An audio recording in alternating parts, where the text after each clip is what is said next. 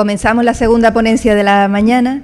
Va a correr a cargo de Antonia García Carló, una buena amiga y tiene una más que sobrada solvencia en ordenación y gestión urbanística. Fue directora de gobierno del Ayuntamiento de Las Palmas de Gran Canaria y ahora está, por suerte para nosotros, en el Servicio de Planeamiento Territorial de jefa de sección de la Consejería de Política Territorial, Sostenibilidad y Emergencias. Sin más, le cedo la palabra. Su presentación va a girar en torno a la ordenación turística. Ella, digamos, en el servicio es la responsable de los informes de ordenación urbanística del Planeamiento Territorial Insular y, por lo tanto, conoce y maneja la temática. A ver. Hola, buenos días a todos. Muchas gracias por haber venido.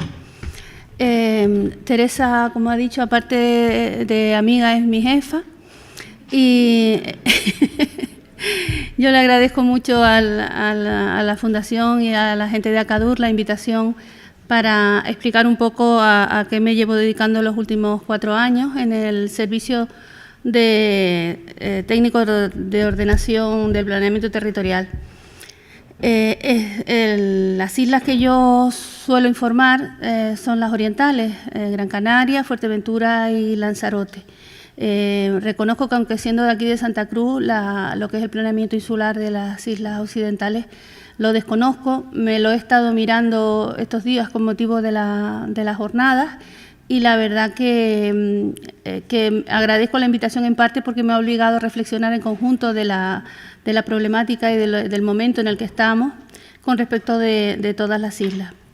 Y por otro lado, la posibilidad de encontrarnos con los compañeros de Tenerife, que antiguamente en los tiempos buenos pues nos veíamos con más frecuencia, pero últimamente nos vemos limitados a las videoconferencias y nos conocemos todos bastante pixelados. A ver aquí. Bueno, tengo que decirles que la presentación tuvo un problema porque utilizamos el programa el OpenOffice, que no tiene excesiva compatibilidad con el Acrobat y la presentación se me cayó y hay imágenes que no han sobrevivido pero lo vamos a explicar igual. El turismo es un tema que puede tener un enfoque sectorial y también lo puede tener territorial. Tengo una compañera que es Cándida Benítez, que es actualmente jefa de servicio de infraestructura turística en Las Palmas, y ella siempre lleva toda la vida metido en temas turísticos, y ella siempre comenta que en este aspecto hay 2 negocios. Está el negocio del hotelero, del que abre hoteles y explota los hoteles y lidia con los turoperadores, y con todo este tema sectorial del destino y las ferias de turismo y los encuentros para repensar el destino y las estrategias de rehabilitación y toda esta problemática. Y luego está el promotor de suelo, lo que ha sido siempre el habilitar el suelo. Entonces, la perspectiva del que habilita suelo es muy distinta respecto del que está en explotación. El que está en explotación, aquí tenemos de la página del Gobierno, estos son unos datos de AENA. Si se dan cuenta de los gráficos, en este caso el gráfico superior es de viajeros en la secuencia del año 90 hasta el año pasado, hasta el 2014. El bache que ven al final se corresponde con la crisis económica del 2008, pero si se dan cuenta ha sido siempre una línea ascendente. Los datos que tenemos aquí estaríamos en torno, estos son solo llegadas internacionales, del orden de 12 millones de turistas año. Tenerife está a la cabeza con 4.200.000, le sigue Gran Canaria con 3.200.000, la siguiente isla importante sería Fuerteventura con 1.800.000 y Lanzarote con 2, y luego La Palma con 106. Las otras islas tienen bastante menos cuantía. Si van a la página, que es una de las diapositivas que me falta, si van a la página de... A ver si les estoy diciendo la verdad, sí. La página del informe de Impactur, que es un informe que elabora la parte de la patronal. El informe es muy reducido, es un informe de naturaleza económica, pero los datos que dan con respecto al 2014 son pletóricos. O sea, mayor contratación que nunca, mayor porcentaje del Producto Interior Bruto con respecto al turismo, mayor incremento de paro, todos los datos son fantásticos. Y eso ha llevado, pues yo creo que estamos viviendo estos días, particularmente estos días, son como históricos, porque están recibiendo, a raíz de todo lo que ha pasado con Oriente Medio, están recibiendo una demanda de camas que los tiene muy ilusionados, están pidiendo por señas a través de los foros, incluso en los periódicos, que necesitan más camas, unas cantidades de camas digamos un poquito desproporcionadas para lo que es el sector, pero en fin, por pedir. Y por otro lado, tenemos el aspecto de que es un tema que, por un lado, esos crecimientos a golpe de demanda pueden ir en contra de la protección del territorio, que debe ser primordial desde el punto de vista de lo que debe opinar o regular el Gobierno en esta materia.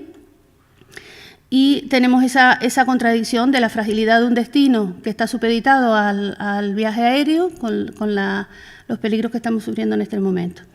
Entonces, yo quiero ser optimista y que efectivamente es posible un crecimiento en el sector turístico sin que ello tenga una consecuencia negativa sobre el territorio. Toda nuestra legislación está orientada a conseguir esas metas, a conseguir lo que llamamos un desarrollo sostenible, o sea, que el desarrollo sea posible, pero que eso no nos cuente perder el paisaje y los aspectos ambientales de las islas. Por lo tanto, yo como arquitecto y trabajadora de planeamiento territorial, el enfoque que le doy al turismo tiene que ver con el suelo. Es un enfoque territorial, tiene una regulación exhaustiva e intensa que regula todos los aspectos, no solo los sectoriales, sino los que tienen que ver con el territorio. Y he estructurado los tres hitos de los que creo que tengo que hablar desde un punto de vista territorial, que sería el concepto de modelo turístico insular. Otro aspecto que está ahora en horas bajas, está en franca recesión, que es el concepto de capacidad de carga turística, y unas conclusiones respecto del futuro. Las conclusiones son bastante personales y fruto del trabajo, a lo mejor no son acertadas, simplemente es lo que yo quería aportar. Hay una evolución de la competencia insular que yo creo que todos conocemos, voy a pasar rapidito sobre esto. A mí, yo como ya estaba trabajando en esto en esta época, pues a mí me resultan recuerdos románticos, casi inocentes, ¿no?, de aquella primera ley del año 87, de los planes insulares de ordenación. He puesto aquí los artículos que tenían, porque comparado con las leyes que nos salen hoy y a la complejidad que hemos llegado, que yo tengo la sensación de que cada día sé menos, porque no me da tiempo de actualizar mi conocimiento y ya me están sacando modificación de la modificación. Entonces, por ejemplo, aquella ley solo tenía 14 artículos, era muy limitada a lo que pretendía y la verdad que fue incluso pionera. Tiene que ver con todo el traslado de competencias del Estado a la comunidad autónoma. Luego salió en el mismo año la declaración de los espacios naturales protegidos. Me acuerdo, no sé si hay gente mayor por aquí, que aquella cartografía 5000 que custodiaba un delineante, que era donde veníamos a comprobar que determinada pieza de terreno estaba, ¿no?, en la ley de espacios. Aquel libro, aquella edición tan cuidada que se hizo a color. También en esta trilogía, en aquel momento, otro problema quizás que estaba más presente en aquel momento que lo que era la propia ordenación territorial era la edificación marginal, la ilegalidad, la cantidad de viviendas que se producían de manera digamos, improvisada sobre suelos rústicos, y hubo una ley de urbanización diferida que nunca se aplicó, pero con el mismo espíritu del inicio, ¿no?, de la intervención de la Administración en este aspecto. Tiene sentido la ley del 95, que también son tiempos, digamos, originarios, la vocación que tiene la Ley de Turismo del año 95, que es la conservación, la protección y el aprovechamiento racional de los recursos turísticos de Canarias, con especial atención al medio ambiente, el paisaje y la cultura autóctona.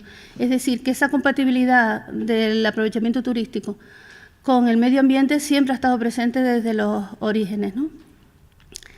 Luego, yo entiendo que fue particularmente relevante para los planes insulares el decreto de las directrices formales de elaboración, la famosa zonificación A, B, C y D, que vino de alguna manera a homogeneizar los contenidos de los planes insulares, que hasta ese momento pues eran un poco, cada uno se buscaba una propia metodología para desarrollarse.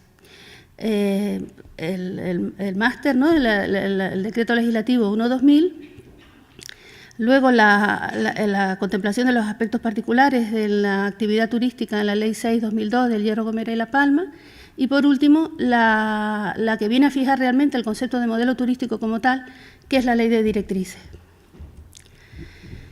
Yo creo que ese fue el momento cumbre, el 2003.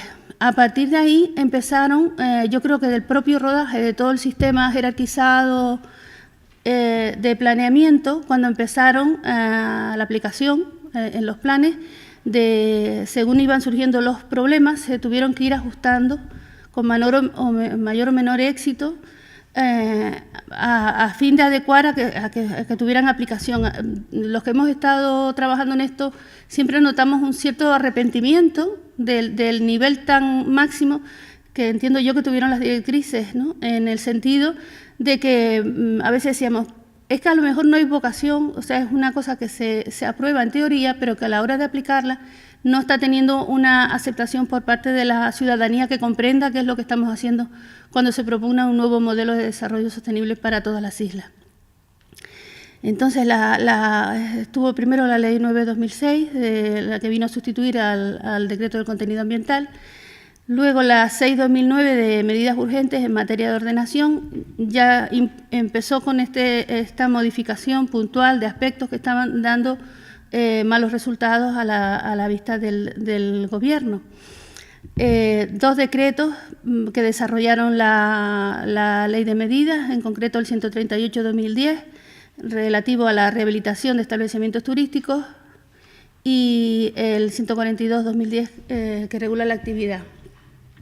Hay una cosa que no he mencionado, y es que para la elaboración de las directrices se hizo un diagnóstico muy concienzudo del estado del territorio en las islas a todos los niveles, y se llegó a hacer un inventario sobre el suelo que estaba clasificado, el suelo tanto el que tuviera usos residenciales, turísticos como industriales. De aquel estudio surgió un dato que recuerdo porque lo he estado buscando estos días y no he conseguido el inventario. Estábamos en torno a una densidad bruta muy de 0,17, no recuerdo bien si eran viviendas por hectárea. Nos salían unas densidades muy bajas, la media de esos suelos. Estaríamos, teniendo en cuenta que, por ejemplo, una densidad media estaría en 0,30, pues estábamos en densidades por debajo de la ciudad jardín. Eso significa que había un exceso de suelo clasificado frente a las expectativas de crecimiento que hubieron. Bueno, y después estas leyes últimas que todas han ido introduciendo palabras poco jurídicas, ¿no? El tema de la renovación, modernización, armonización, simplificación. Son palabras que tienen que ver con un matiz que se va introduciendo en toda la ordenación. Si nos damos cuenta, vienen a coincidir con la necesidad de viabilizar todas las inversiones porque son, entiendo yo, estas leyes, efecto de la crisis. Según había menos dinero para invertir, se tenían menos argumentos para no facilitar cualquier intervención, cualquier inversión que hubiera en las islas, aunque no estuviera cumpliendo estrictamente con todo ese modelo que nos fijamos en el año 2003.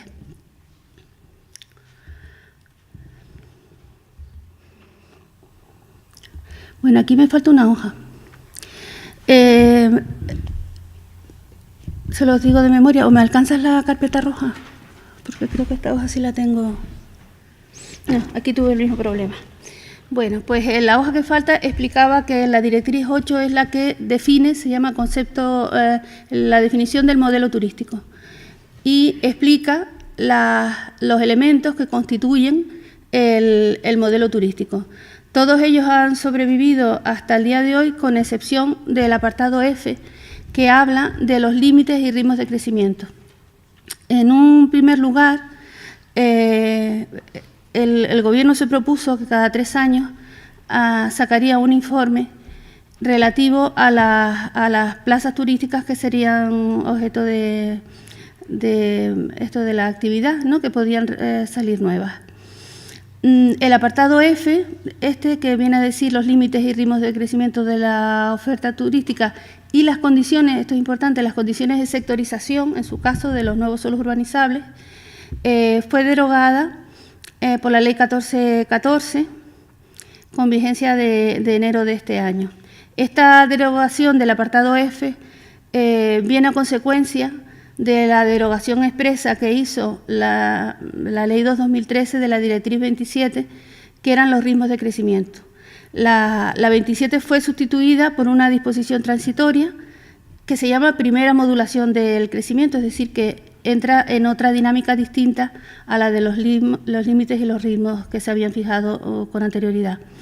En este caso, la que tenemos, esta norma está vigente ahora mismo, que es que dice que el Gobierno evaluará cada 3 años la situación del sector turístico, la incidencia de la aplicación de la ley, le remitirá al Parlamento la comunicación acompañado del informe de evaluación que incluye en su caso las propuestas de medidas legales o administrativas que se consideren necesarias para garantizar los fines sin lesión de los derechos adquiridos. Esto es prácticamente imposible, ¿no?, lo de limitar el crecimiento y además no lesionar los derechos adquiridos respecto de un modelo originario que fue tan extensivo. Luego añade, mediante decreto, previa resolución que así lo autorice el Parlamento de Canarias, adoptado tras el debate de esa comunicación, el Gobierno deberá modificar los incentivos y los límites al otorgamiento de las autorizaciones previas para la construcción de nuevas plazas de alojamiento. Yo creo que cuando los empresarios del sector te sacan un titular a toda plana en un periódico y te dice que quieren el fin de la moratoria, creo que están pidiendo el fin de esto. O sea, que el Gobierno no evalúe cada 3 años cómo van las cosas y corrija la deriva del sector. A mí me parece, claro, porque de la evaluación de las situaciones actuales y en el refuerzo de las estrategias de rehabilitación de las zonas consolidadas sale el que no haya incremento de nuevas plazas alojativas. Entonces, esta es una de las disposiciones que habría que eliminar si realmente se quisiera liberar el sector.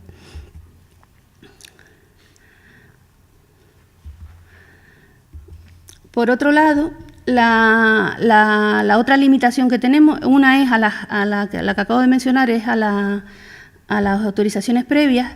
La disposición adicional 10ª de la Ley 14, que viene a modificar el artículo 12 del 2009, es decir, que desde el 2009 está que no se puede clasificar nuevo suelo turístico, dice, es una modificación de la ley y dice el artículo, clasificación y categorización de suelos con destino a actividades turísticas.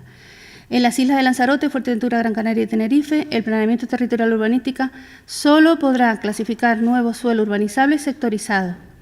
Dense cuenta que está hablando de sectorizar, que es el convenio que permite ya la ejecución del plan parcial, con destino turístico en los siguientes casos. El primero, cuando la adopción de un nuevo modelo territorial determine la necesidad de cambiar la implantación territorial, siempre que se produzca de forma simultánea una desclasificación de suelo urbanizable sectorizado con destino turístico que tenga atribuida una edificabilidad similar.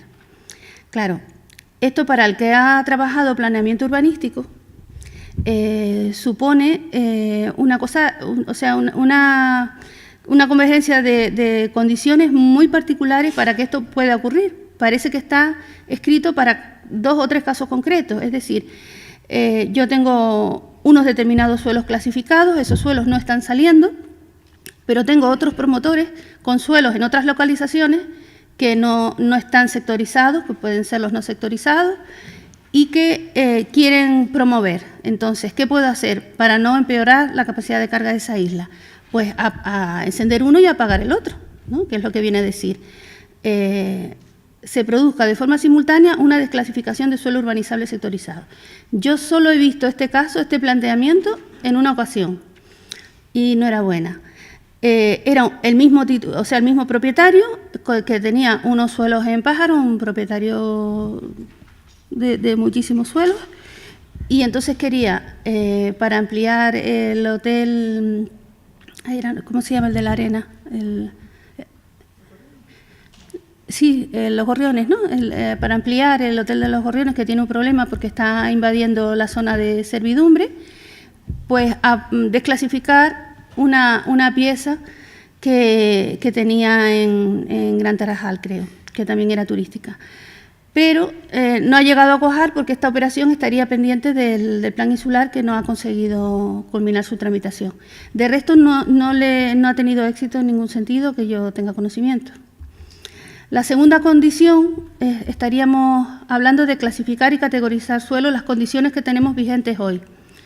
Es decir, que en principio no se puede clasificar salvo que o bien plantees una desclasificación simultánea, o bien que sea por una deslocalización o traslado parcial de edificaciones, equipamientos e infraestructuras turísticas. Es decir, en las operaciones de reforma interior o de sustitución de suelos, en este caso estaríamos hablando de suelos consolidados. Cuando se quiera, por ejemplo, en una zona que está muy densa, que está sometida a una renovación urbana, una zona turística, en la que se identifique la posibilidad de eliminar una pieza edificatoria, sustituirla por un espacio libre o por un sistema general, esa edificabilidad es la que se permite trasladar, y si fuera necesario clasificar nuevo suelo para ubicar ese traslado, sería posible, pero muy limitado, es decir, solamente el suelo que fuera necesario. Entonces, tiene un par de garantías. Dice, en cualquier caso, no podrá aprobarse el instrumento de ordenación del nuevo suelo clasificado, o en el caso que este figure ordenado por el Plan General de Ordenación, no podrá aprobarse el proyecto de urbanización sin las debidas garantías de ejecución del plan de sustitución. Yo esto no lo he visto tampoco. Cuando previa modificación por razones socioeconómicas sea autorizado por el Gobierno de Canarias.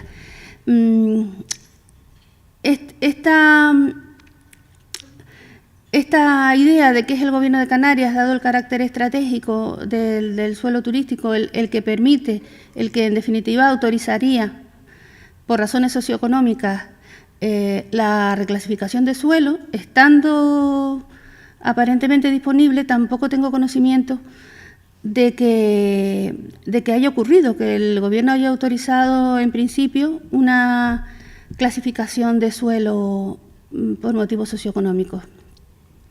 De todas maneras, en este caso, para que el Gobierno lo autorice, tiene que estar contemplado en el PTOTI y en el plan insular. En la disposición adicional primera de las directrices es la que vino a dar pie en el momento que se aprobaron las directrices. Imponían un cambio de modelo y había una prisa por frenar el deterioro del desarrollo de suelos turísticos, sobre todo en islas como Fuerteventura o Gran Canaria, que habían grandes bolsas de suelo disponibles.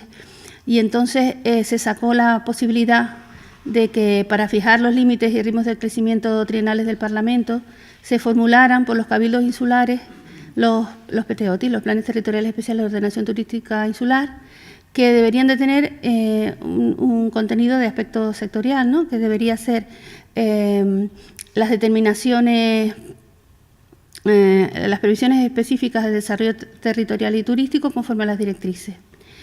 Serían los criterios de localización, ese era contenido mínimo de los PTOTI. Los criterios de localización de la oferta alojativa y las condiciones para el traslado de la capacidad de alojamiento a otros emplazamientos. En el apartado B especifica como contenido el número de plazas alojativas de nueva creación susceptibles de ser implantadas en la isla durante el trienio. Los criterios de clasificación y reclasificación. Estos planes territoriales tendrán por objeto establecer previsiones específicas de desarrollo territorial y turístico conforme con las directrices. En todo caso, los PTOTIs han tenido un desarrollo desigual. En general, yo diría que un poco tortuoso, ¿no? En el sentido de conciliar todos los intereses que se estaban moviendo en ese caso. Por darles un caso, por ejemplo, el de Gran Canaria, que se vino, empezó su desarrollo en el 2006, si no me equivoco, y vino a publicarse a principios del 2014. Es un plan que arrancó como este plan pequeño, estos PTOTI, que en principio solo tenían que ver un poquito los criterios de localización, el número de plazas y lo que fuera disponible en esos 3 años, terminó implantando un modelo turístico completo en aquel momento con la legislación que estaba vigente, que identificaba la zona turística que había en desarrollo del PIO, la que había establecido el PIO, y establecía una serie de piezas, las piezas consolidadas, detectando en cada una de ellas si estaban si era necesario renovación o estaban en proceso de consolidación y podían albergar más camas, daba con carácter estimativo y de recomendación el número de camas que podían caber en cada pieza. Las piezas que estaban en proceso de consolidación, es decir, que tenían planes parciales en desarrollo, o piezas nuevas, que serían las piezas donde se iba a sectorizar el nuevo suelo urbanizable. Lleva aplicándose escasamente un año y medio, y ya está impugnado por la patronal y estamos presentando informes en su defensa, pero la verdad es que con el amplio contenido que tiene y las modificaciones que han surgido respecto de la rehabilitación y la renovación, y sobre todo el aspecto recién del reglamento de viviendas vacacionales, pues está haciendo ahora, y yo entiendo que tiene pocas posibilidades de sobrevivir jurídicamente porque ha modificado y mucha de la legislación, y ahora mismo no tiene mucho sentido la identificación de las piezas que hizo en su momento, que es lo más cuestionado que está.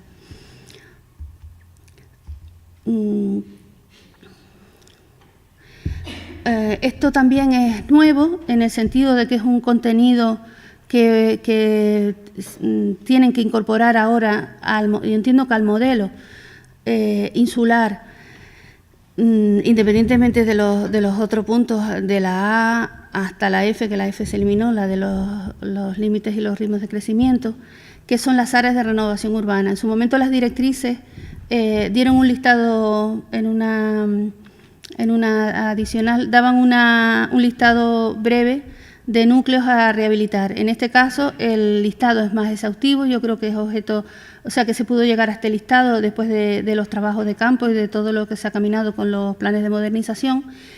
Indica, pues ya es un listado más detallado.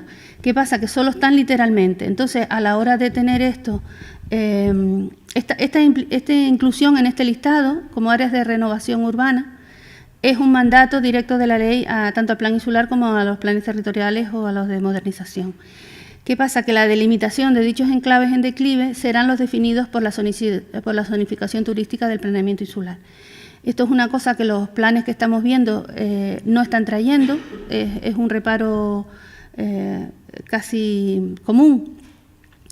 En el caso de Gran Canaria, lo que hicieron fue trasladar los del PTOTI, que casualmente coinciden, pero en Fuerteventura faltaban, ¿no?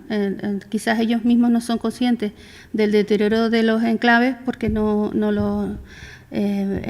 los primeros momentos no los incluyeron. Luego, otro aspecto que ha influido mucho en la ordenación turística es que de primera entrada las propias directrices sacaron la disposición adicional cuarta. Esto fue un cambio de clasificación y categorización directa que impuso esta ley, de manera que hubo como una rebaja de escala. No hubo un análisis ambiental de todos estos núcleos, sino que fue una decisión de carácter jurídico de rebajar un poco la jerarquía dentro de las clases de suelo.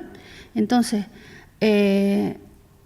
respecto de todos aquellos planes parciales que habían empezado pero que no se habían acabado, que estaban paralizados, dense cuenta que pasamos una crisis en el 2003 que también frenó bastante todo esto. El primer punto dice: quedan clasificados como suelo urbanizable no sectorizado los terrenos clasificados como urbanizables o aptos para urbanizar. Fíjate que está usando la terminología, incluso la de las normas subsidiarias, ¿no? El apto para urbanizar, con destino total o parcialmente turístico, porque esta es una época en la que muchos de los sectores son mixtos y te dan un problema enorme el qué hacer luego con todo ese aprovechamiento residencial que tienen esos sectores mixtos que quieren ser reconvertidos con el nuevo modelo. La segunda habla de mantener la clasificación de suelo urbanizable, pero también quedar adscritos a la categoría de no sectorizados, que serían los clasificados como urbanizables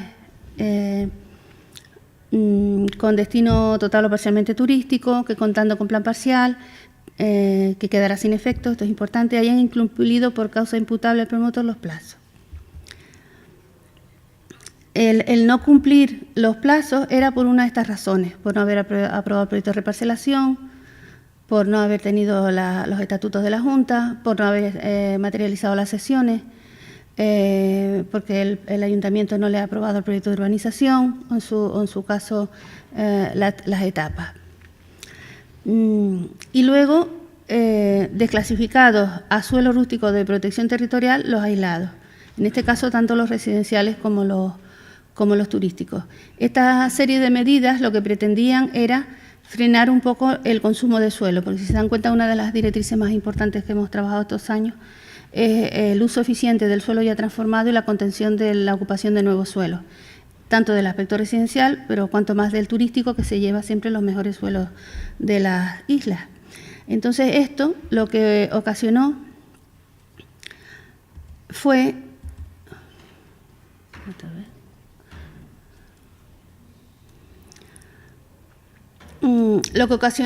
la elaboración de un informe que mandaba la ley, que se elaborara un informe por parte de la agencia, algunos lo recordarán, y ese acuerdo del Parlamento se publicó y fue efectivo desde el primer momento.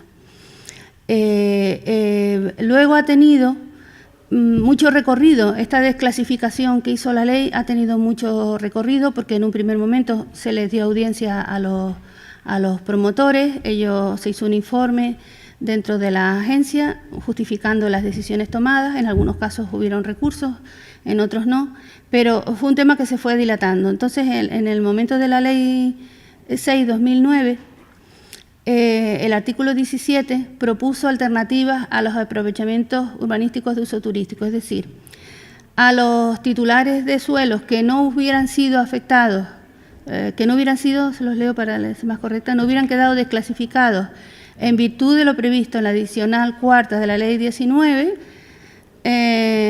o sea que en aplicación de la moratoria se mantengan inedificados. ¿Qué significa esto?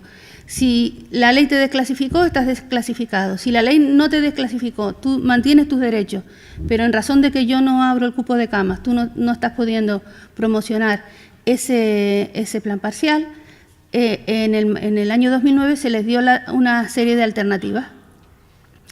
Se los estoy contando porque esto es como una novela de capítulo y siguen las consecuencias de aquella disposición adicional cuarta.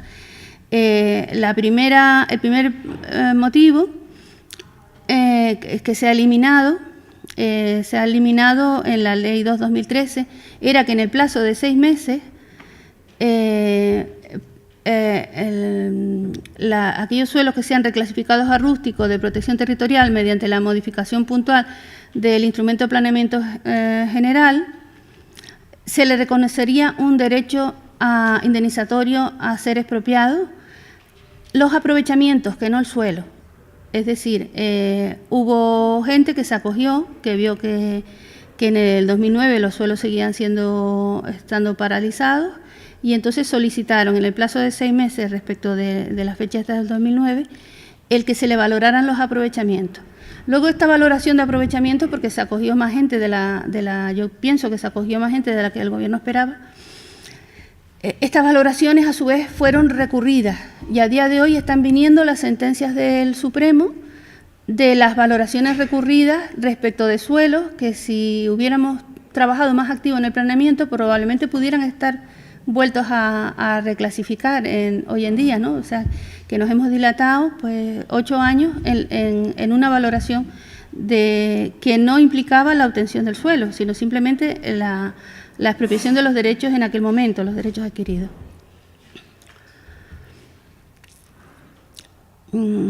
Este artículo 17, que la verdad que abrió un montón de expectativas, sin embargo, yo no le he visto que haya tenido una eficacia, que hayan casos que yo pueda decir, pues hay 5, no ha ocurrido. En cualquier momento del plazo de la vigencia de la suspensión de autorizaciones previas, como estamos, cabe la sustitución de esos derechos de la edificación alojativa por otras destinadas a parque temático. Debajo explica que tiene que ser acordado por el Gobierno, que hay que hacer un artículo 47 para suspender el planeamiento, pero en principio esto no ha ocurrido. También y además sigue vigente, en cualquier momento del plazo de la vigencia, por el traslado y recategorización de los mismos, es decir, tienes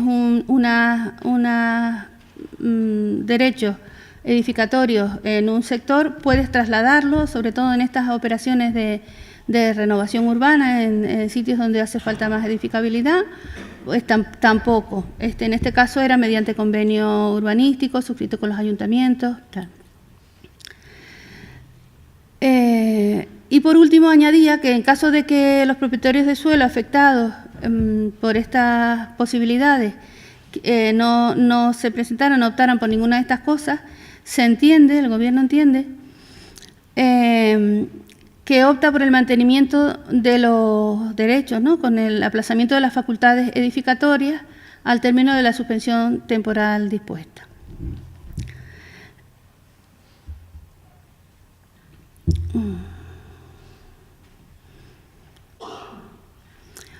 Es decir, que nosotros tenemos este acuerdo del Consejo se tomó el 29 de julio de 2004. No me salió... bueno, aquí tengo una. Este es el formato que tuvo aquel informe. Vean que está en unos listados donde va por islas, por municipios y la categoría, el nombre del sector. Y esto estamos hablando de los inedificados o aislados. El nombre del sector, la categoría de suelo urbanizable en la que queda o de protección territorial. Esto era vinculante desde el mismo momento a los planes insulares. Ha tenido, por la experiencia que yo tengo, por ejemplo, en casos como el de Fuerteventura, en ese momento estaban haciendo el plan insular turístico, habían sacado el plan insular completo y estaban haciendo los aspectos turísticos. Y con respecto al acuerdo de gobierno, tienen fechas de publicación, o sea que fueron coetáneos, de manera que hay suelos que el propio plan insular excluyó de la zona turística en atención a la aplicación de estas normas. Entonces, estaríamos hablando, esta página tampoco me salió, estaríamos hablando de que de un volumen casi de 17 millones de metros quedó reducido por inactividad, o sea, por suelos no transformados, casi la mitad. El problema que tienen es que cuando la disposición adicional cuarta, con buena intención, dice, pues este suelo que está urbanizable, huyendo de las indemnizaciones y de la generación de responsabilidad patrimonial, dice, no te lo desclasifico, sino de este sectorizado ordenado que tienes, pues te lo paso a no sectorizado, es decir, retroceda las casillas y empiece desde el cero, pero está clasificado. Entonces, muchos de ellos son suelos con valores ambientales presentes.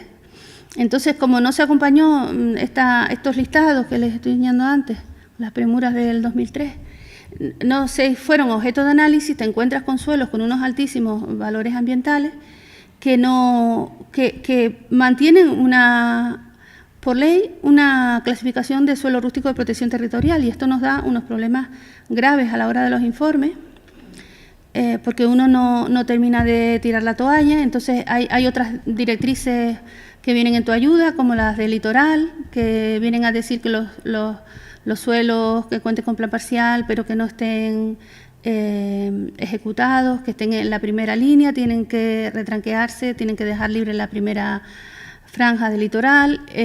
Luego está lo de costas, lo de los 500 metros por las pantallas. Pero en principio yo creo que ha habido herramientas, pero los propietarios de suelo siempre han insistido en esperar para volver porque jurídicamente así es lo que contempla la adicional cuarta, que en el momento en que se revise el modelo desde el plan insular, se vuelven a considerar todas estas opciones de que pueden entrar, y además reclaman que hoy son suelos rústicos de protección territorial. La zona turística, quería hacer una reflexión, me falta el plano de Tenerife. Una de las cosas principales que le viene quedando al plan insular, porque se ha cargado, tal y como estaba explicando Eduardo, se ha cargado de contenidos que correspondían a todos aquellos planes de desarrollo. Ahora hay un montón de elementos de sistemas generales y de infraestructuras que van a ser implantadas directamente, estudiadas, para que vayan directamente y no tener que en los planes insulares y no remitir. La zona turística no tiene una definición que diga que te obliga a tomar una serie de criterios, es decir, cada isla ha delimitado la zona turística que le, digamos, entre comillas, que le ha parecido con respecto de la metodología que se ha implantado cada plan. Es frecuente que la zona turística tenga un primer gesto amplio de identificar casi por tramos la costa norte, la costa sur, el este, el oeste, y van identificando zonas normalmente donde ya hay una implantación con mayor o menor empaque y las posibilidades de ampliación de esa zona turística. Se suele hacer una delimitación extensa y luego, con respecto de esa mancha, como dijéramos, una zona amplia, turística, donde se estarían permitidos los crecimientos turísticos y reconocidos los existentes. Cada uno usa su propia terminología, también es verdad que por motivos incluso legales.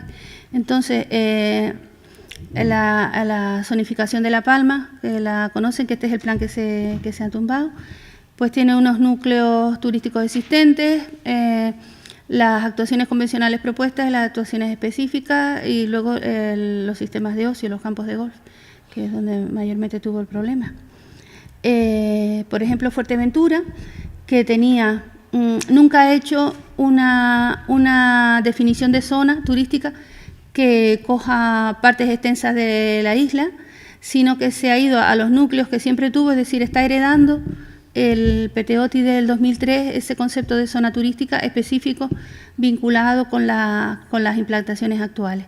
De manera que tiene un total de casi 10 zonas turísticas específicas. Fuerteventura es un caso para mí respecto del plan insular turístico, del modelo turístico dentro del plan insular, que es de libro en el sentido de que cumplen estrictamente los requisitos legales, no han añadido aspectos metodológicos o necesidades de los redactores de explicarse con otros instrumentos o con otras herramientas urbanísticas o territoriales, sino que han ido estrictamente a lo que dice la directriz 8, delimito mi zona turística, implanto o digo dónde van los productos turísticos y los equipamientos y concreto la ubicación. Fijo unos ritmos de crecimiento que acompasan, que esto está bastante bien, acompasar la población permanente o la población de la isla con la cantidad de, esto también lo tiene La Palma, de acompasarlo con la cantidad de población de plazas turísticas, de manera que si se estima un incremento del 3% anual respecto de la población residente, Fuerteventura todavía crece, la población, pues acompasar a esos mismos ritmos la planta alojativa actual, de manera que el horizonte, como tardan tanto en tramitar, en principio los planes iban al 2015, ahora estamos ya yendo al 2020 y no sé dónde acabaremos, porque claro, con la ley nueva, en puridad a muchos planes insulares les podría interesar, estén suspendidos como está o anulado, como está el de La Palma, les puede interesar adaptarse a la nueva ley porque tiene muchas ventajas de inmediatez, sobre todo, ¿no? Que es lo que están aportando las nuevas leyes, de acortar plazos y efectos inmediatos. Tiene unos criterios de sectorización respecto de los nuevos suelos y tiene su anexo de capacidad de carga turística. De la capacidad de carga turística voy a hablar sin imágenes porque no las tengo. Supongo que todos saben que en su momento la Consejería le encargó al grupo de Cipriano Marín una guía metodológica que para estudiar, para que los documentos se acerquen al estudio de capacidad de carga. Es una guía que no tiene un carácter vinculante, sino que se aporta por el Gobierno como soporte, como guía, pero que sí que se acompasa porque la guía es posterior a las directrices, a la directriz 20 o 21, es la de la capacidad de carga, corrígeme, la 25, y en ella se fija que los aspectos, en la directriz se fija que los aspectos que hay que estudiar, pues son una serie, los aspectos ecológicos, los ambientales, los que tienen que ver con el socioeconómico, y vienen una serie de aspectos, la planificación, el medio ambiente, los espacios naturales. Viene tasado una serie de aspectos que hay que tener en cuenta, porque en realidad la capacidad de carga lo que dice la legislación es que debe ser considerada, no que sea vinculante los estudios que tú haces, sino que debe ser considerada. Tengan en cuenta que no es un documento autónomo dentro del plan insular, no se obliga, no es un documento netamente territorial, es un documento que yo entendería más socioeconómico, y esta guía la verdad que es puntera, yo entiendo que es muy clara, y nosotros siempre a la hora de informar garantizamos que si se cumple la directriz 25 en el sentido de analizar todos esos aspectos que son los propios de la guía, pues probablemente esté bien resuelta. En el caso de Fuerteventura, que fue la primera que analizamos, ellos tenían el modelo fijado de antemano, es decir, ya habían suelos con expectativas, habían sufrido aquel recorte tan grande, los majoreros se quejan fijo de que tienen demasiado espacio protegido y saben que viven del turismo principalmente, y querían tener la máxima posibilidad de expansión. Entonces, lo que hicieron fue establecer un modelo primero territorial, primero en planos, primero las zonas que yo quiero y la dimensión. De hecho, una vez tuvimos un conflicto porque yo les dije que eran esclavos de los planes parciales preconstitucionales, porque esos planes en algunos casos son de los años 60. Y ellos se molestaron mucho. Yo les dije, es que no has conseguido, cuando delimitas la raya, sigues cautiva de aquella estructura de la propiedad, o sea, no estás recogiendo realmente lo que el territorio es y dónde hay zonas de valor y dónde no hay, sino estás recuperando aquella estructura de la propiedad. Entonces, en ese sentido, ellos ya tenían el modelo fijado, y a partir de ahí el estudio que lo hizo un arquitecto, el estudio de la capacidad de carga, lo que hace es, incluso tenían el dato porque viene a ser el mismo dato que se aportó en el 2003, con la ventaja de que está aportado 10 años después, o sea que realmente ha habido un freno a la ocupación de suelo, y lo que hicieron fue explicar que la isla era capaz de soportar la presión que se le estaba haciendo a través de aquellos desarrollos. Y claro, decíamos, bueno, en puridad no es esa la metodología. La metodología es que tú analices y veas realmente con estas condiciones que tengo hoy, con esta capacidad de fabricar energía, con esta capacidad en las carreteras, con esta capacidad en los hospitales, con lo que yo tengo hoy de sistemas generales y de infraestructuras, con la red viaria, con el aeropuerto que tengo, puedo traer tantos turistas más, 10.000, 15.000, el número da igual, sino que tú digas, con lo que tengo, puedo llegar hasta esto. Y sin embargo ellos decían, no, yo puedo llegar hasta 25.000 más, lo que pasa es que tengo que ampliar las depuradoras, tengo que ampliar la luz, tengo que instalar esto, o sea que traía una carga enorme de sistemas generales que soportan esos desarrollos, pero claro, ¿quién paga eso? Porque tú dejas que la gente haga los hoteles y luego, ¿cómo les llevas lo que son redes de abastecimiento? Entonces, planteaban un modo de crecimiento autónomo. Cada sector se tiene que buscar la vida, fabricar su luz, depurar sus residuos, su agua. El tema de la gestión de residuos es el peor porque es a nivel insular, aunque ellos ahora mismo tienen un tema en desarrollo. Y siempre hemos discutido eso, pero en definitiva, en la medida de que la capacidad de carga no es un mandato que sea preceptivo y que sea obligado a respetar, sino que ellos han sido sinceros y están tomando las decisiones, o sea, la están teniendo en consideración. Y yo creo que no se les esconde el problema que acompaña, que ese crecimiento necesita. Entonces, estamos en el otro sentido diciendo, bueno, pues tienes que acompañar el documento, me lo vas a acompañar de las previsiones económicas que responden a esa capacidad. Tú me dices, yo puedo traer a toda esta gente si ejecuto todos estos sistemas, ¿no? En la medida que tú ejecutes esos sistemas, podrás hacerlo, pues comprométete en el documento de que esos sistemas generales insulares se van a hacer. Y en eso estamos. Luego les ha cogido todo el cambio de legislación y la reflexión sobre, me interesa más plantear un documento nuevo que involucre, o sea, que tenga todas estas competencias extras que tiene la nueva figura en la Ley 2014 y tal. Cuando vimos la capacidad de carga de Gran Canaria, que la tienen colgada, por si a alguien le interesa, en la página web del Cabildo de Gran Canaria, en la IDE, digamos que está muy bien elaborada, pero metodológicamente a mí me gusta. Tiene algo respecto de la guía metodológica del Gobierno, tiene cosas que son, sobre todo los aspectos que va analizando, pero el problema de Gran Canaria es que el modelo que plantea en el nuevo plan insular es expansivo. Y ellos contemplan turismo, estamos en otras cifras, por ejemplo, respecto de Fuerteventura, que estaríamos hablando de 25.000 personas más, 25.000 turistas. En Gran Canaria estamos hablando de casi 100.000 más. Entonces, ellos defienden un método respecto de la capacidad de carga que zonifica, amplía la zona turística muchísimo. Y ellos trabajan, lo han hecho siempre, con densidades, más que ratios, población permanente, población turista, o trabajar con la huella ecológica de la isla. Ellos siempre han trabajado con densidades y dicen, cuando yo delimito una zona, per se, las zonas consolidadas, 50 plazas por hectárea, una densidad brutísima en el sentido de que en esos suelos puede haber de todo, barrancos, carreteras, pero de ese dato, ese parámetro bruto sacarían una capacidad por zona, y en las zonas nuevas o que se correspondan con equipamientos estructurantes turísticos estaríamos en densidades 25 viviendas por hectárea.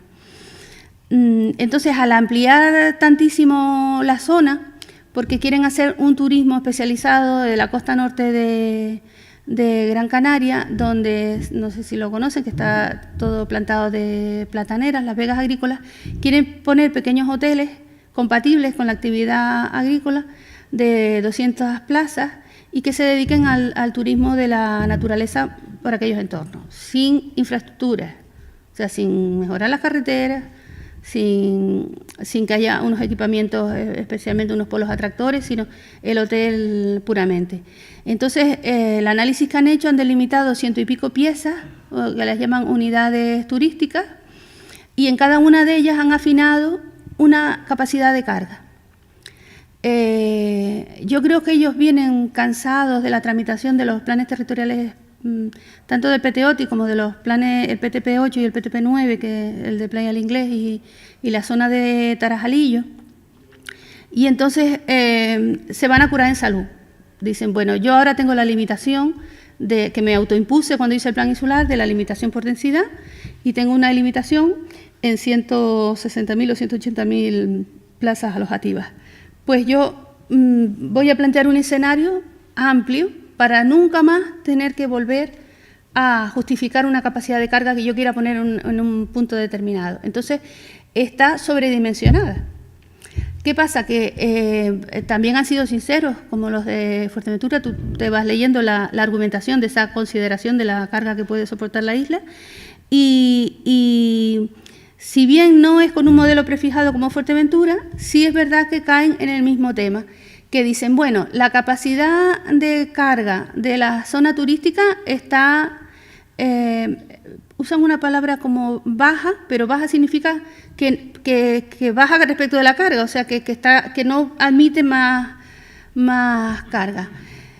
Pero hace un ratio de respecto de las zonas del interior y entonces va asignando capacidad de carga en aspectos distintos. De manera que dice, hombre, en la zona turística del sur, igual con lo que ya tengo en el PTOT voy, pero en la zona del norte, que la tengo virgen, pues ahí tengo más margen para ir incrementando las poblaciones.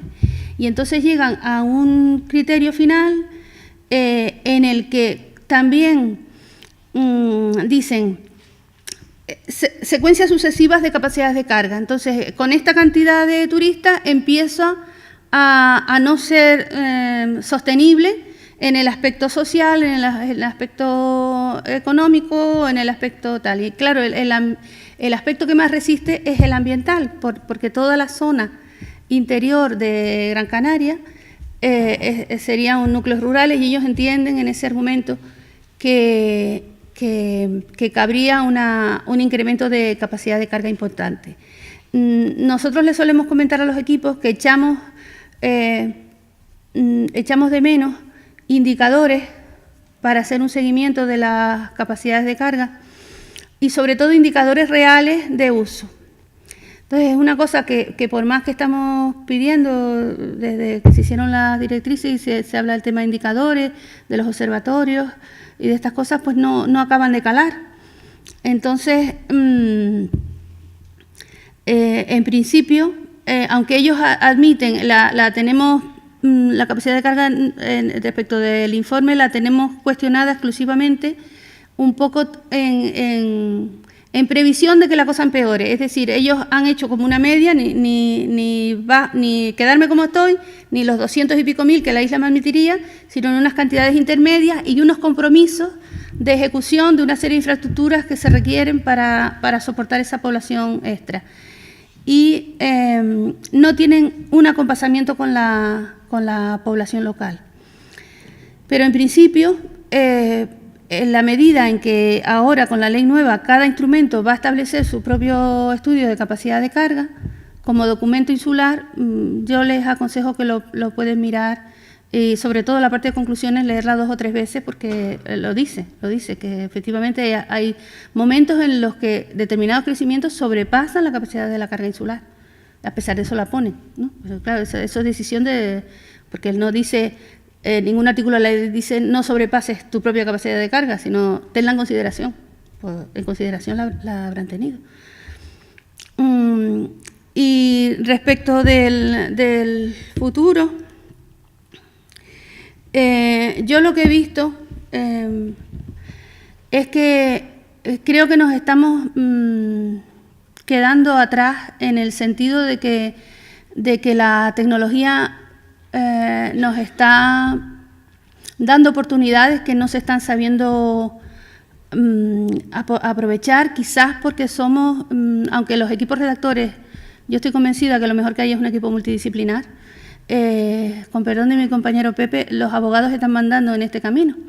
Y entonces, a mí estos documentos, que los pobres se pasan 2 años elaborando planos de información, planos de diagnóstico, cuando hoy me quedé asombrada con un programa que está desarrollando el ISTAC, que está manejando datos, metadatos, o sea, datos en cantidades industriales, y están tienen un programa que yo entiendo que es un programa europeo, algún tipo, lo tienen aquí en la Universidad de La Laguna con la cátedra de turismo, y entonces tienen un tema de seguimiento de indicadores. Entonces, hoy en día, con los sistemas de datos, de las IDES, ¿no? ¿Cómo se llamaba esta? Pues puedes manipular los datos de manera que el plan ya estuviera vinculado, que el plan fuera la propia aplicación, que no tengamos que estar leyendo tochos y tochos y tochos, sino que tú piques sobre los ámbitos que quieras y ya te salten los informes de la situación previa, porque, por ejemplo, Pepe también lo tiene en su ponencia, tú te vas a la ley de espacios naturales, y eso es objetivo, esa raya está ahí y se va a quedar y no es interpretable por los documentos. Entonces todo esto que podría estar centralizado de alguna manera aliviaría la carga de los redactores y podríamos dedicar más tiempo a lo que yo creo que es lo importante, quizás por las compañías que tengo últimamente, que es la evaluación de los efectos que tiene la toma de decisiones. Porque tenemos una máxima allí en el servicio, que es que estamos en un momento de planificación versus improvisación. Y decimos improvisación cuando somos benévolos. Cuando somos malos decimos planificación versus ocurrencias. Entonces, no puede ser que estés trabajando con toda la coherencia un modelo territorial insular, que hagas un documento coherente donde se supone que está garantizado el equilibrio de los intereses supramunicipales, y luego ocurre que aparece una idea nueva y que no está contemplada en el plan, por supuesto, y que hay que flexibilizarse para que aquello pueda ser posible. Tú dices, pero es que esto me está cuestionando el resto del modelo. Cada vez que meto una pieza de estas, hija de su padre y su madre, se me desvirtúa el modelo y estoy perdiendo coherencia en las actuaciones. Entonces, yo creo que es necesario hacer un elogio del planeamiento, recuperar la necesidad, reivindicarnos a nosotros mismos, en mi faceta que he sido redactora, de que las leyes no están tan mal como nos dicen. Es verdad que hay momentos que pues yo ya estoy mayor, que me pierdo, pero en principio hay herramientas tecnológicas suficientes para mantener, o sea, para que el trabajo enorme que se está llevando, la tramitación de un documento y la elaboración, sea más fácil de consultar, de elaborar y centrarnos en eso, en los efectos que tiene la planificación que estamos yendo y respetarla. Y respecto del futuro, también respecto del turismo, a mí me encanta el programa este, los felicito si alguien los conoce, están fantásticos los trabajos que están haciendo. Tenemos un compañero en la consejería que es el que lleva el programa, todo lo que es la estrategia de la información de datos, y es el que lleva el contacto con Grascan, y tenemos el programa de urbanismo en red, que saben que es a nivel estatal, que se está volcando toda la planificación. Yo creo que esas herramientas están ahí y que en algún momento tienen que entrar en la ley con carácter que sean verosímiles, ¿no? Que puedan utilizarse y adquieran carácter de documento. Esta es la IDE lo que les estaba diciendo, la IDE del Gobierno de Canarias. Aquí, ahora mismo tienen IDE La Palma, Tenerife, Gran Canaria como isla, luego la del Gobierno y luego la estatal. Yo creo que son herramientas formidables. Luego les quería comentar que casualmente hoy se inaugura una cumbre mundial del turismo sostenible. Sé que hay representación canaria en esta cumbre y que lo que van a hacer es una carta mundial, van a actualizar la anterior, una carta mundial del turismo sostenible. Estaremos atentos a ver qué es lo que sacan. En realidad es un tema, como siempre, ¿no?, ideal en el sentido de a lo que debemos aspirar. Y yo creo que, en definitiva, tenemos que reivindicarnos a nosotros mismos y recuperar la línea mundial en el camino en que se trabaja, en que el turismo tiene que ser sostenible respecto del territorio donde se desarrolla, y que cada vez más turistas vendrán reclamando estos aspectos. Sabemos que hoy en día el presente, el Gobierno, ha optado por la inmediatez. Vuelvo a repetir que es comprensible porque estamos en un escenario de crisis y cuando son inversiones que rondan los 30, los 40, los 50 millones de euros, pues el instinto les dice de no dejarlo escapar, de implantarlo a toda costa, a pesar de las desviaciones o las incoherencias que puede plantear con el modelo que nos estamos dando. Pero en principio el Gobierno le da prioridad a las actuaciones estratégicas y le está dando prioridad a los planes de modernización, precisamente por su inmediatez. Hoy creo que también que está la ponencia en Las Palmas, que está aprobando un documento que quedó en la mesa hace un par de ponencias, que es un plan de modernización de la zona del Beril, que efectivamente estaba en una zona no específica de la zona turística del sur. En el planeamiento general, aquello es una zona de dominio hidrológico y estaba destinada a espacio libre, pero estaba clasificada. De aquellos tiempos más allá, pues estaba clasificada urbanizable no programado. Entonces, vino el empresario del Oroparque, el Cabildo le facilitó, es la verdad, le facilitó que fuera allí la ubicación, porque fue el lugar que por lo visto a él le gustó. Y entonces, pues claro, con un plan de modernización ha hecho una cosa acrobática, porque en un tiempo de, digamos, 1 año y pico, pues resulta que tiene el suelo a través de una aparente, o sea, el PMM lo ha equiparado. El suelo era un no programado del plan general anterior, pues lo equipara a un no sectorizado turístico, lo sectoriza, porque el PTOTI permitía la sectorización, sectoriza la pieza, le da capacidad de carga en base a la capacidad de carga del propio PIO y a través de ese estudio, que no era específico de esta pieza, pero por densidad le da una capacidad de carga, es decir, que tiene un tema alojativo. Se implanta el equipamiento, porque en definitiva es un equipamiento estructurante turístico que es compatible con el PTP9, o sea, con un plan territorial en desarrollo y con el plan insular. Y además, una vez ha sectorizado, lo ordena, porque es competencia, porque el PMM está en el sistema de planeamiento y ahora mismo tiene competencias similares a las del plan general para hacer la ordenación pormenorizada, ordena el ámbito pormenorizadamente. No sé si se me está escapando algo más de las cosas que ha hecho, pero en definitiva es un todo compacto. O sea, entró urbanizable no programado y ha salido que pídeme la licencia, ¿no? Ah, bueno, sí, tenía un hándicap, que era que el tren pasaba por encima. O sea, el trazado del tren, pues se hizo un artículo 47 respecto del trazado del tren, y se ha dejado, pues, el 47 estableció un corredor distinto que no afecta a la pieza, para en su momento proceder a la revisión del plan territorial del tren. De manera que, claro, cuando uno compite con un instrumento de esa versatilidad, de esa inmediatez y de esa flexibilidad, y tú le empiezas a pedir documentos a un plan insular, es razonable que los planes insulares, yo diría que van a pasar de moda. O sea, donde se ponga un plan de modernización inmediato de estos, o un artículo 47, pero vamos, los PMM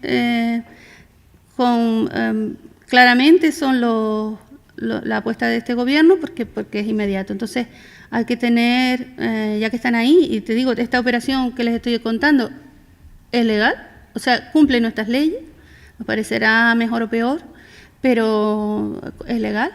Entonces, pues claro, tenemos que, lo que dije antes, yo creo que tenemos que reivindicarnos, que el planeamiento está bien frente a la improvisación, y que, nada, que Dios nos dé muchos años. Pues nada, terminé. Esta es una foto. Les puse una foto de Tenerife dedicada porque el día está precioso en esa foto. ¿Alguna pregunta?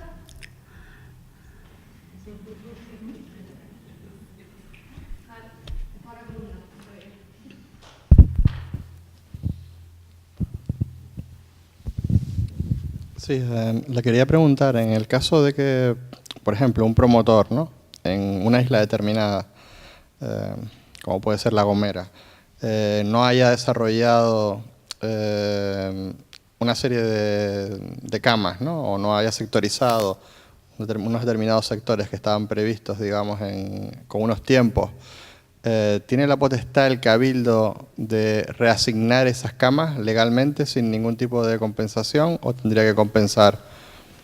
Bueno, me estás haciendo una pregunta jurídica, pero yo creo, estamos hablando de un suelo clasificado, ordenado, con plan parcial en vigor, ¿Sí? con... No. ¿Que tiene las autorizaciones previas para esas camas? No. Bueno. Es un tema que, por ejemplo, el plan insular de La Gomera hacía económicamente inviable al prohibir, digamos, usos extrahoteleros.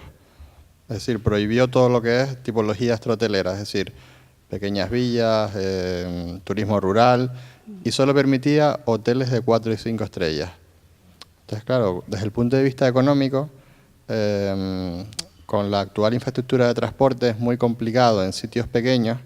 Esto se ha demostrado también, en mi opinión, con el caso de La Palma, el crear grandes complejos hoteleros, ¿no? Por un tema de dimensión, de accesibilidad, etcétera, etcétera. Y entonces, bueno, me parece que ese conjunto hace inviable económicamente lo que es el desarrollo económico, o sea, hace imposible una viabilidad económica de desarrollar esos sectores, ¿no?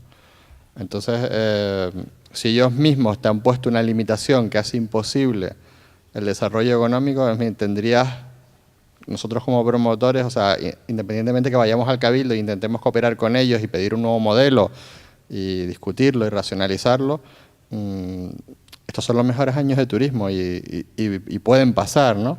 Entonces, puede que haya determinadas actuaciones que las desarrollas en los próximos 5 o 6 años o pueden pasar otros 30 años, sobre todo en islas pequeñas para que sean viables. Entonces, claro, cuando hablas con el Cabildo de La Gomera, ¿en qué instrumento están? ¿Qué están haciendo? ¿Un plan insular? Bueno, ellos ahora mismo creo que tienen la intención en un momento dado, de una manera o de otra, de hacer cambios en el plan insular, pero no sabemos si lo que están planteando es una modificación o una revisión. Teniendo en cuenta... en el que está en vigor el suelo de ustedes no está? No, está. ¿En el que está? Está. Nosotros lo que nos preocupa... a futuro, si te claro, quitaran. Claro, nos preocupa si ellos dicen, mira, que el aeropuerto no funciona, que no sé cuánto no funciona, que aquí no se pueden hacer hoteles y que solo vamos a permitir casitas rurales. Te pongo un extremo, o sea, tendríamos nosotros, o sea, eso es factible.